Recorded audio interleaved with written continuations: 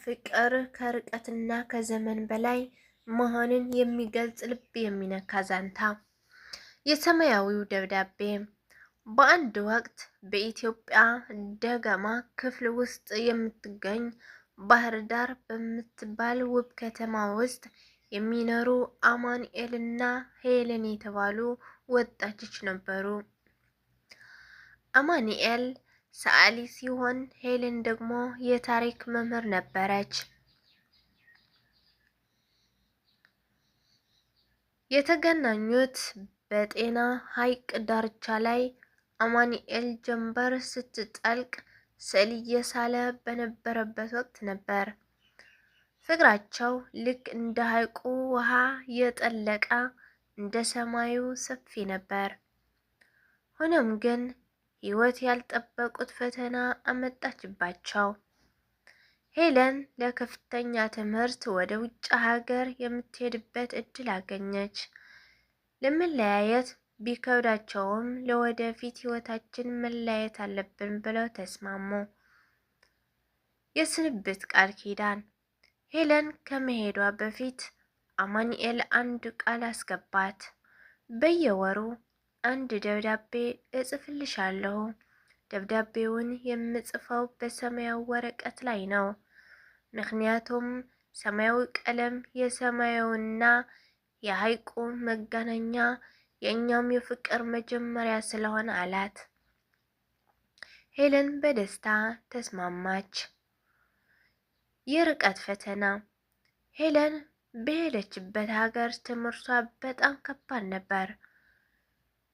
ሆኖም በየወሩ የሰማያዊውን ደብዳቤ በመጠባበቅ የህይወቷ ትልቁ ደስታ ሆነ። አማኑኤል በደብዳቤዎቹ ውስጥ ስለ ከተማዋ ለውጥ፣ ስለ ሰላሙ ንፋስና በየቀኑ ስለሚጨምረው ፍቅሩ ይጽፍላታል። ሄለንም በምትልከው መልስ የአማኑኤል ደብዳቤዎችን ብቸኝነትን ያርቁልኛል ትለው ነበር።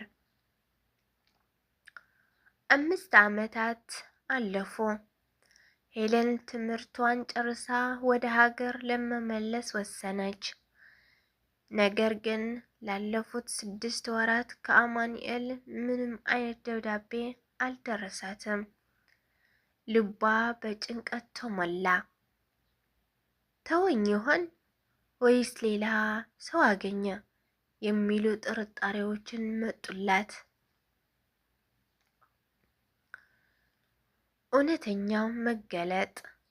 ሄለን ባህር ዳር እንደደረሰች ለመጀመሪያ የሄደችበት ወደ አማኑኤል ቤት ነበር።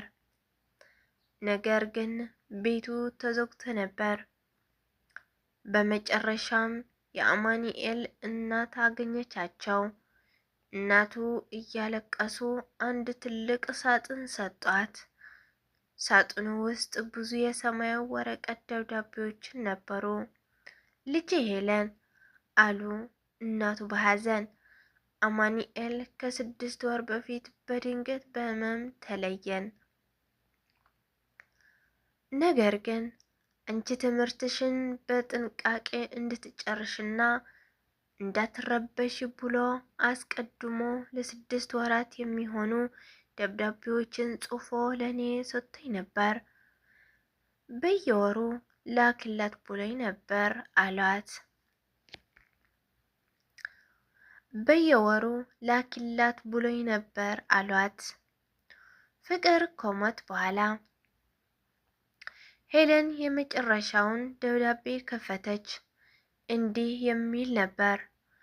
ውዴ ሄለን፣ ይህ ደብዳቤ እጅ ሲገባ እኔ በአካል ላይኖር እችላለሁ። ነገር ግን ፍቅር ከመቃብር በላይ መሆንን እንድታውቂ እፈልጋለሁ። እኔ በመንፈስ ሁሌም ካንቺ ጋር ነኝ። በሳልሽው ስዕል፣ ባነበብሽው መጽሐፍና በጣና ሐይቅ ነፋስ ውስጥ እኖራለሁ። በርትተሽ ለሀገርሽ ስሪ፣ እኔም በሰማይ ሁኜ እጠብቅሻለሁ አላት። የታሪኩን ትምህርት እውነተኛ ፍቅር ራስህን መስዋዕትና ለሌላው ሰው ደስታ መጨነቅ ነው። ፍቅር በአካል መራራቅ ቢችልም በመንፈስ ግን የማይበጠስ ገመድ ነው።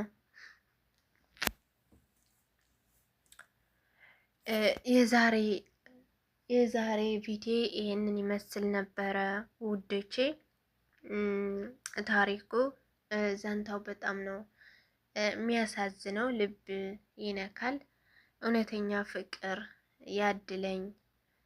ያድለን ማርቼ። እውነተኛ ፍቅር ቦታም ርቀትም አይወስነው ማለት ነው። እና የዛሬውን ቪዲዮ ይሄን ይመስል ነበር። በሌላ እስከንገናኝ ወዶቼ ቸር ቆዩልኝ። አስተያየት ካለ የሚያስተካክለው ነገር ካለ በኮሜንት ጻፉልኝ፣ ለመስተካከል እሞክራለሁ። ማርቼ እወዳችኋለሁ። ላይክ እያደረጋችሁ ሸር በማድረግ ደግሞ አባራታቱኝ። ስለምትከታተሉኝ ደግሞ አመሰግናለሁ። መልካም ቀን